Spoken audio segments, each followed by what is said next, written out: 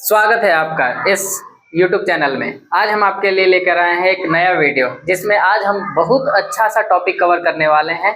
एक चैप्टर है organism and population, class 12 का चैप्टर है। आज हम उसके बारे में पढ़ाई करने वाले हैं कि जो ऑर्गेनिज्म होता है उसमें किस प्रकार से ब्रीडिंग हैबिट यानी उसमें रिप्रोडक्शन किस तरह से काम करता है।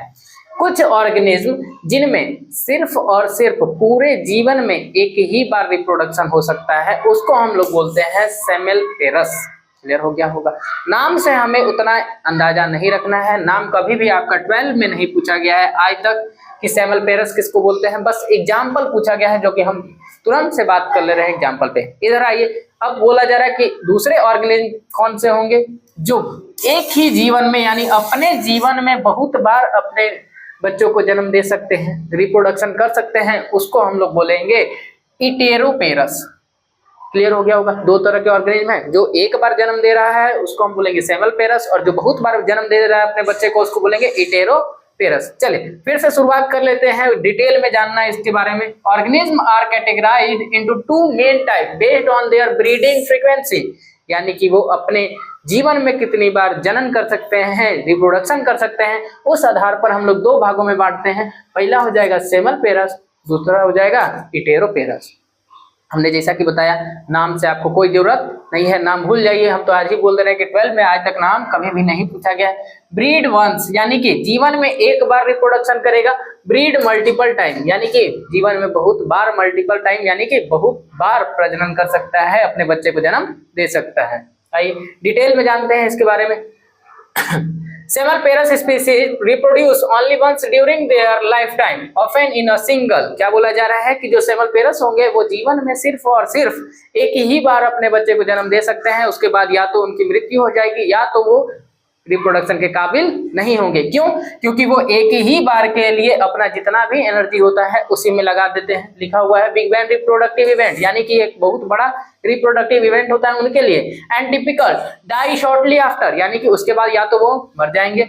दे put all their available energy into maximising that single reproductive effect. क्या लिखा हुआ है कि उनमें जितना भी एनर्जी होगा वो पूरा का पूरा एनर्जी इसी में लगा देंगे, झोंक देंगे इस रिप्रोडक्शन के लिए, एक रिप्रोडक्शन के लिए। और एक बार रिप्रोडक्शन करने के बाद या तो वो कुछ दिनों के बाद मर जाएंगे या उनमें रिप्रोडक्शन करने की क्षमता ही नहीं रहेगी। क्या एग्जाम्पल है? पहला एग्जाम्पल है बैम्बू। बैम्बू का मतलब आप गांव देहात में इसको जानते हैं, जिसको हम लोग बांस बोलते हैं।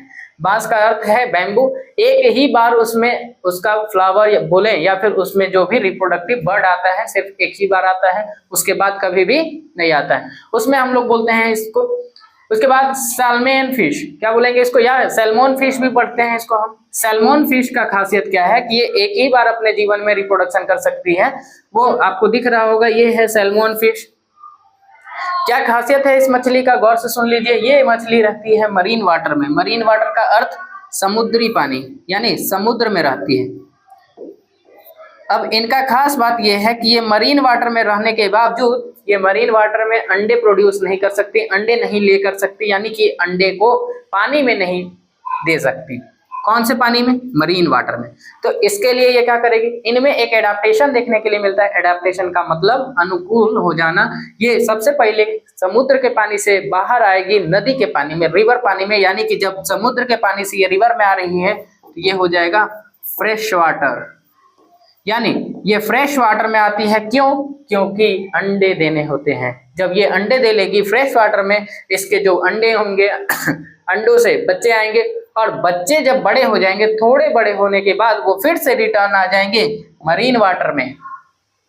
अगर देखा जाए तो आपको फील हो रहा होगा कि सबसे पहले मछली मरीन वाटर में है, उसके बाद फ्रेश वाटर में, और फिर से कहाँ आ रही है? मरीन वाटर में। लेकिन ये गलत है। क्यों? क्योंकि जब आप गौर से समझेंगे, इस मछली का जो जन्म है, जो अंडे हैं, वो कहाँ पर है? फ्रेश वाटर में। यानी कि वो मछली फ्रेश वाटर में जन्म ले रही है।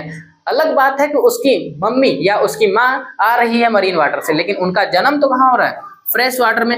उसके बाद वो फ्रेश वाटर से जा रहे हैं मरीन वाटर में, अपना लाइफ साइकिल पूरा कर लेंगे, और जब उन्हें रिप्रोडक्शन करना होता है तब वो मरीन वाटर से वापस आ जाते हैं फ्रेश वाटर में। क्लियर हो गया होगा। यानी इनका अगर लाइफ साइकिल की बात करेंगे तो सबसे पहले फ्रेश वाटर, उसके बाद मरीन वाटर, और फिर से फ्रेश वाटर।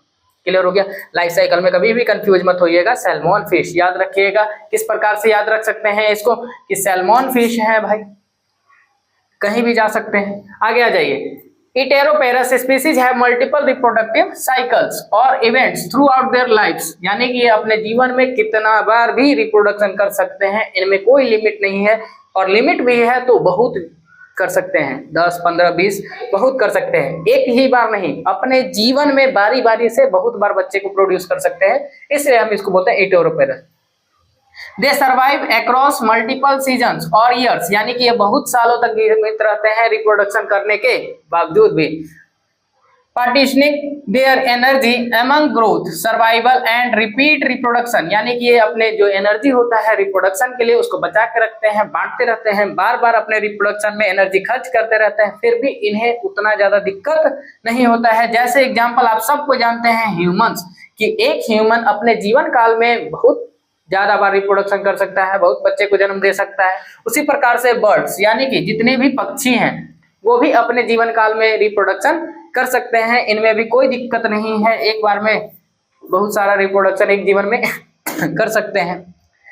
अब यहाँ पर आता है कि आप अपने दो तरह के ऑर्गेनिज्म तो देख लिए हैं रिप्रोडक्शन के आधार पर, और भी दो तरह के ऑर्गेनिज्म होते हैं, आप आगे जानेंगे कि किस प्रकार से होते हैं। उसके लिए आपको हमारे ये जो YouTube चैनल है उस पर बने रहना होगा और आने वाली सभी वीडियो को देखना होगा और इस चैनल पर सब्सक्राइब का बटन दबाना होगा।